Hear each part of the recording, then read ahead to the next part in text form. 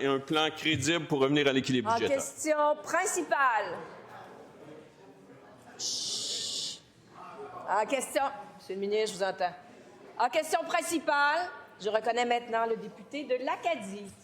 Madame la Présidente, l'abolition du PEC brise le contrat moral que le gouvernement de la CAQ a signé avec des milliers de personnes. Le gouvernement ne peut changer les règles du jeu unilatéralement pendant le match.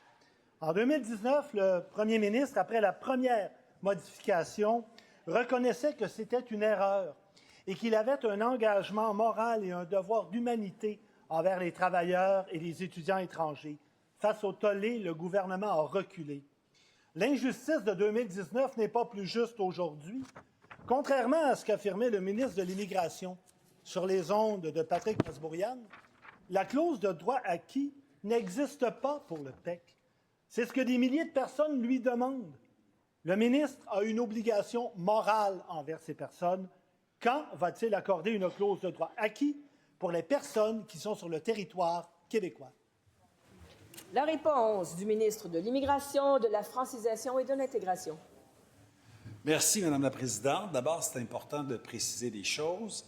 Les personnes qui avaient déposé un dossier au programme d'expérience québécoise, le PEC, avant sa suspension, verront leur dossier être traité. On pourrait qualifier cette action-là de clause grand-père parce que ça protège les dossiers déjà envoyés avant les changements. C'est ça qui arrive, quand il y a un changement, les choses changent.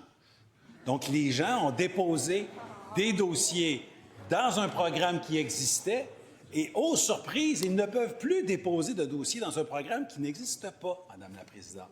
Maintenant, ils déposent dans le programme de sélection des travailleurs qualifiés, qui est un programme qui privilégie qui? Les diplômés de nos institutions, les diplômés de nos cégeps, les diplômés de nos universités.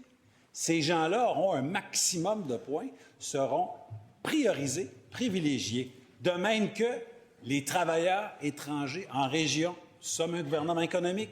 On va privilégier ces personnes-là qui sont dans nos régions, qui font fonctionner nos commerces, mais surtout nos manufactures. On va les privilégier. Mon collègue est en désaccord avec ça, qui nous explique pourquoi. Première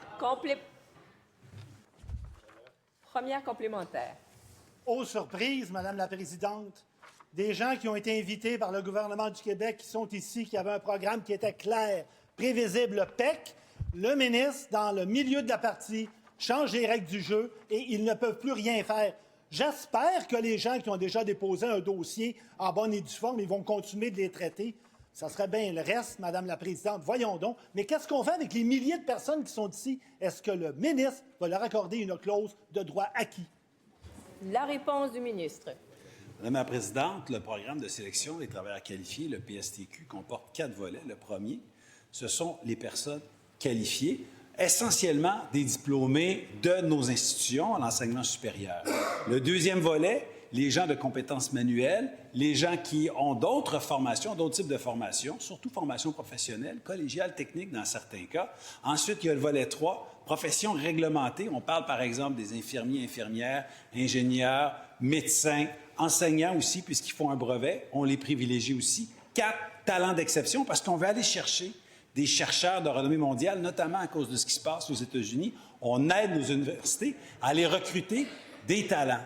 Il faut appliquer dans le PSTQ pour être évité. Deuxième complémentaire. Parlons-en du PSTQ. Tout le monde nous l'a dit lors des audiences. Ce n'est pas prévisible, c'est arbitraire, ça n'aidera pas. On pourrait même en faire une caricature, un véritable labyrinthe. Ce n'est pas ce dont nous avons de besoin. Il y a des gens qui sont ici, ils ont étudié, ils ont été diplômés, ils voulaient utiliser le PEC, c'était une passerelle sûre, et ça, tout le monde nous l'a dit. Ces gens-là, par milliers, est-ce que le ministre va leur accorder une clause de droit acquis? La réponse du ministre. Bien, Madame la Présidente, j'invite les personnes qui n'auraient pas encore déposé leur dossier dans le PSTQ à le faire très rapidement, puisqu'on va commencer à faire des invitations en très grand nombre, à coups de milliers, dans les prochaines semaines, et ensuite en janvier, février, mars. Ça va être à coups de milliers, voire de dizaines de milliers de personnes que déjà vont être sélectionnés. On privilégie, comme on l'a dit dans le cadre de notre planification pluriannuelle, les gens qui sont sur le territoire québécois. des gens qui travaillent ici, des gens qui font vivre nos industries en région, des gens qui ont des diplômes du Québec, des gens qui ont été capables de se trouver un emploi. Et évidemment, oui, contrairement au Parti libéral, pour nous, il faut maîtriser la langue française pour être sélectionné. On est fiers de cette politique-là, Madame la Présidente.